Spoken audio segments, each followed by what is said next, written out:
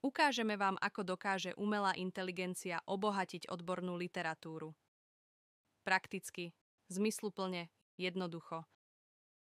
Predstavte si, že držíte v ruke odbornú knihu, napríklad o kardiológii. A teraz si predstavte, že sa tej knihy môžete niečo opýtať a odpovie vám sám autor. Nie textom, ale hlasom.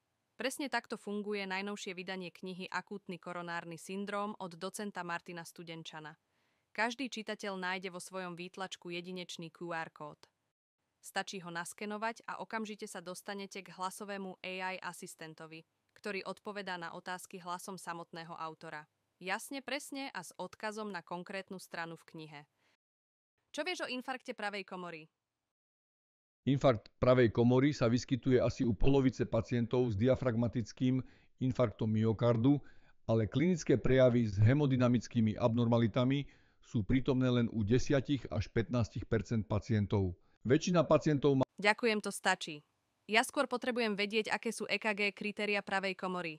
Pri infarkte pravej komory sa na EKG objavuje elevácia ST segmentu vo zvode V1 a tiež v pravom prekordiálnom zvode V4R. Tento nález je však často Kde sa tieto EKG kritéria v knihe nachádzajú? V knihe sú informácie o EKG kritériách pri akútnom koronárnom syndróme uvedené približne na stranách 80 až 90. Ak patríte medzi tých, ktorí radšej píšu, než hovoria, stačí jedným klikom prepnúť do chat módu. AI vám odpovie rovnako presne aj písomne.